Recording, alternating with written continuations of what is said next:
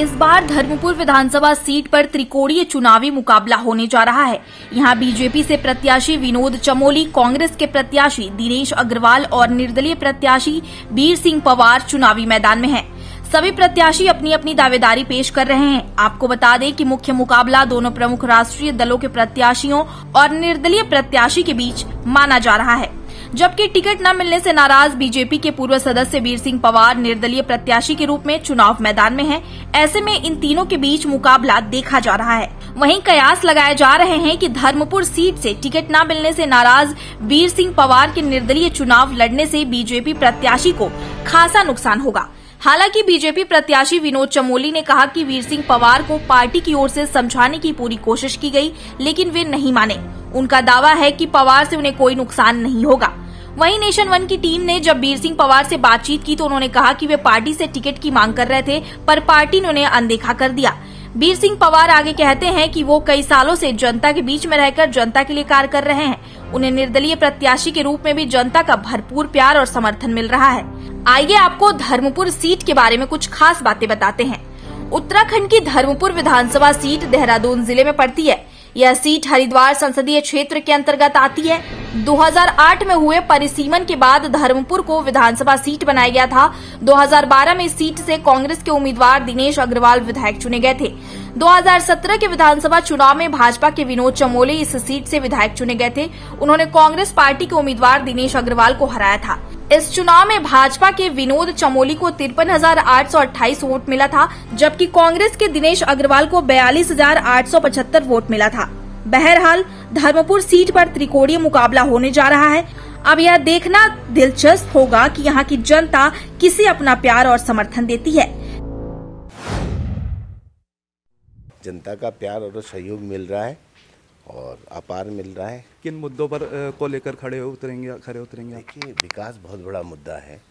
आज क्षेत्र का विकास जहां हम 5 साल पहले छोड़कर गए थे वहीं पर रुका हुआ है। आपका महंगाई बहुत बड़ा मुद्दा है, बेरोजगारी बहुत बड़ा मुद्दा है, पेंशनें नहीं लग रही हैं, महिलाओं के उत्थान की बात है, सहायता समूह नहीं बने हैं।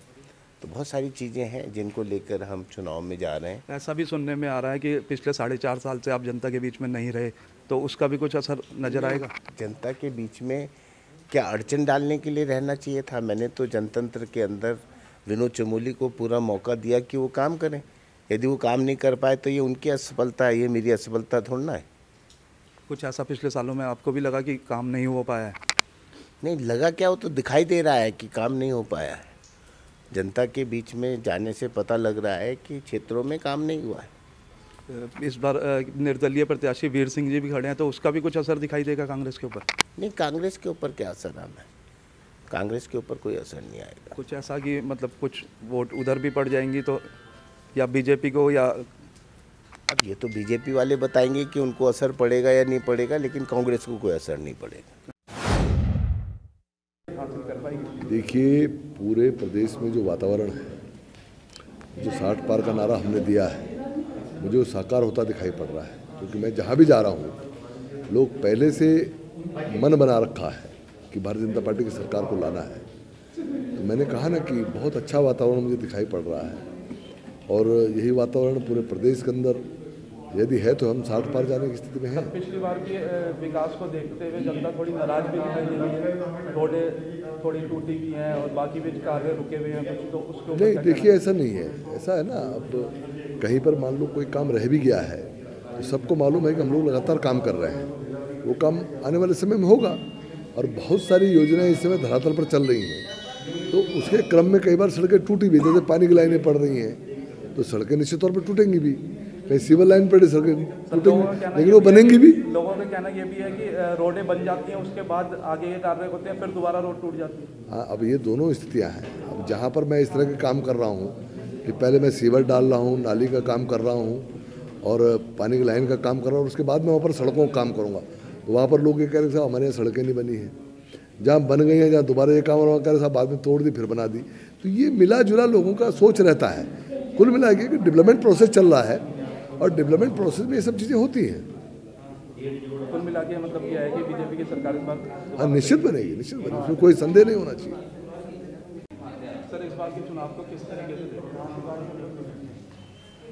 कि चुनाव हर बार चुनाव होता है, लेकिन इस बार वातावरण ज़्यादा बेहतर है बनस्पत पहले के। और ऐसा लग रहा है कि जनता ने भारतीय जनता पार्टी को लाने का मन बना रखा है, क्योंकि मोदी की कामों से लोग बहुत प्रभावित हैं। प्रदेश में जिस प्रकार से डबल इंजन की सरकार चल रही है, उसका भी प्रभाव लोगों पर देखने में आया है। सर, इस बार बेल सिंह जी भी निर्दलीय प्रत्याशी के रूप में लगे हैं, तो क्या लगता है? निर्दलीय बहुत सारे वो भी हैं, मेरे यहाँ से तो 20 लोग चुनाव लड़ रहे हैं, एक वो भी है। क्या सर, भाजपा पे उसका कुछ असर पड़ेगा? कोई असर नहीं।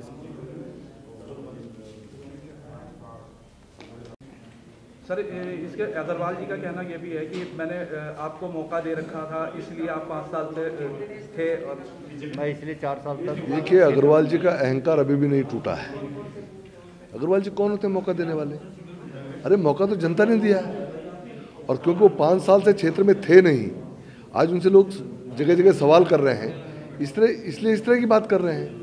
कुल मिला के मेरा ये कहना है कि अगर आप मान लो चुनाव हारते भी हैं, तो उसके बाद भी आपके क्षेत्र के प्रति कोई जवाबदेही होती है। आपने 5 साल तक अपनी जवाबदेही नहीं निभाई और आज आप चुनाव मैदान में उतर आए। ये सवाल खड़े हैं, इसलिए उन सवालों से बचने के लिए इस तरह की बात करते हैं। सर, धर्मपुर सीट से आप चुनाव लड़ रहे हैं, क्या अपेक्षा करते हैं आप जनता से? देखिए, धर्मपुर विधानसभा की जनता इस बार परिवर्तन चाह रही है, और निश्चित रूप से परिवर्तन होगा, क्योंकि पुराने चेहरों से 15 साल से कांग्रेस, 5 साल से भाजपा ऊब चुकी है। तो जनता का अपार जन समर्थन मेरे को मिल रहा है, और निश्चित रूप से परिवर्तन होगा इस बार। किन मुद्दों को लेकर आप जनता के बीच में खड़े उतरेंगे? देखिए, तमाम मुद्दे हैं। धर्मपुर विधानसभा की मूलभूत सुविधाएं, सड़क, पानी, बिजली, सीवर, उसके अलावा मलिन बस्ती के मुद्दे हैं। मलिन बस्तियों का जो नियमितीकरण है, दोनों सरकारों ने हमेशा छलावा किया, वोट बैंक की राजनीति की है। उसके अलावा क्षेत्र में अनेक जैसे नाले हैं जो आए दिन बरसात में हर साल आप जा सकते हैं, इधर केदारपुर, दीपनगर और बंजारा वाले में जितने मलिन बस्तियों के नाले हैं, ये मेरा एक प्रपोजल था कि इनको कनेक्ट किया जाए बिंदाल नदी पे। तो कम से कम हर साल जो सरकार का पैसा बर्बाद होता है, तो गरीबों का जितना भी नुकसान होता है उससे बचे। और अगर ये हो सकता है, बहुत बड़ा प्रोजेक्ट है, तो निश्चित रूप से हम अगर आते हैं तो इसको करेंगे। क्या लगता है कि बीजेपी और कांग्रेस को मात दे पाएंगे आप? नहीं, जनता इस बार परिवर्तन चाह रही है, इन दोनों से ऊब चुकी है, तो जनता ने मन बना लिया, निश्चित रूप से परिवर्तन होगा। ऐसा क्या कारण रहा होगा जिससे बीजेपी ने आपको, मतलब बीजेपी का आपको छोड़ के आना पड़ा निर्दलीय प्रत्याशी के रूप में? देखिए, जनता का दबाव हमारे ऊपर है। राजनेताओं ने दबाव बनाया, लेकिन हम राजनेताओं को दबाव में बिल्कुल नहीं है, लेकिन जनता के दबाव में हमने काम कर रहे हैं और चुनाव लड़ रहे हैं जनता के दबाव। मतलब इस बार का बल्ला कमाल करेगा? बिल्कुल बिल्कुल। 2020 खेल रहे हैं, और 2020 में जनता परिवर्तन करेगी। नेशन 1 के लिए देहरादून से जय किशन ओबेरॉय की रिपोर्ट।